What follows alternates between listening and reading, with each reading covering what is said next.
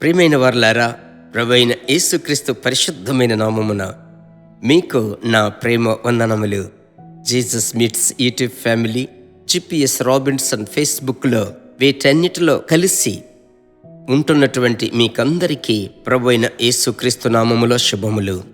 ఈ దినమందు మీరు ఈ మాటను వినుటకు దేవుడు మీకు సహాయం చేశాడు. ఈ రోజుకు సంబంధించిన ప్రవచన వాక్కును ప్రకటించుటకు నా దేవుడు నాకు ఒక భాగ్యాన్ని ఇచ్చాడు. సరేనా? ఈరోజు ప్రభు యొక్క వాక్యం ఏమిటో చూద్దామా? మీరు విశ్వాసముతో వినేటప్పుడు ఆ వాక్యము నా కోసమే దేవుడు మాట్లాడుతున్నాడు, నాకే ఈ మాట అని తీసుకొనండి. దేవుని చేత మీరు హెచ్చింపబడుదురు. ప్రభు యొక్క వాక్యములోనికి వెళుదాం. అపోస్తలుల కార్యములు 4వ అధ్యాయము 31వ వచనం. వారు ప్రార్థన చెయ్యగానే వారు కూడియున్న చోటు కంపించెను. వారందరూ పరిశుద్ధాత్మతో నిండిన వారై దేవుని వాక్యమును ధైర్యముగా బోధించిరి. వారు ప్రార్థన చెయ్యగా వారు కూడి ఉన్న చోటు కంపించెను. వారందరూ, ఒక మాటే, వారందరూ, వారు కూడి ఉన్న చోటు అని ముమ్మారు 3 సార్లు అక్కడ వస్తుంది చూడండి. వారు, వారందరూ, వారందరూ.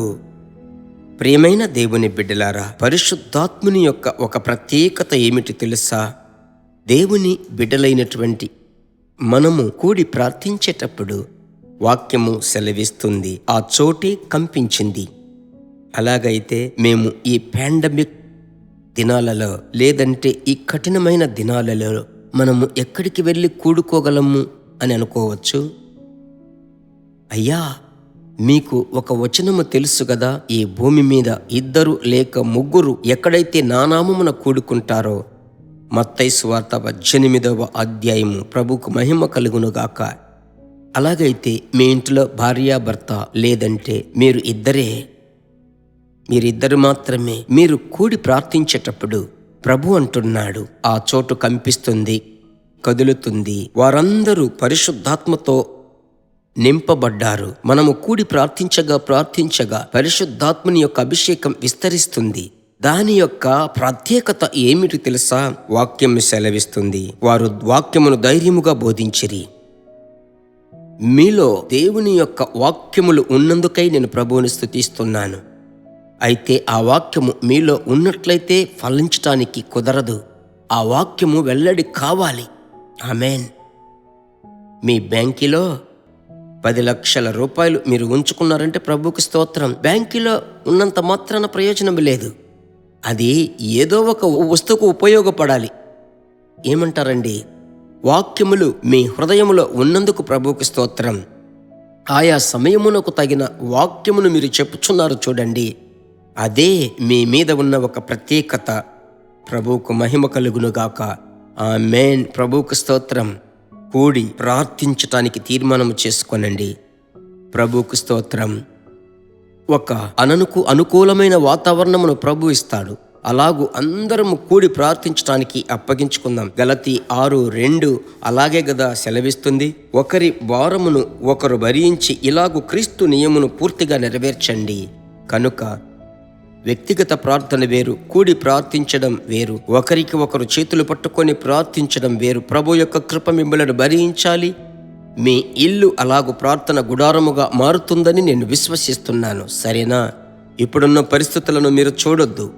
మీ ఇల్లు ప్రార్థన గుడారముగా మారుతుంది. ప్రార్థించుదామా? Thank you Jesus. ప్రభువా, ఈ ఆశీర్వాదకరమైన సమయమును బిడ్డలకు మీరు ఇచ్చిన జీవపు వాక్కు అపోస్తలులు 4:31 ఆ వచనము ప్రకారము మీ బిడ్డలు కుటుంబ ప్రార్థన చేసేటప్పుడు, లేదంటే భార్యాభర్త ఏకీభవించి ప్రార్థించేటప్పుడు, సహోదరులు 2 కూడి ప్రార్థించేటప్పుడు యేసు నామములో ఒక క్రొత్త బలము వారిలోనికి రావాలి. లేదు, నేనొక్కనే ఉన్నాను, నాకెవరూ లేరు.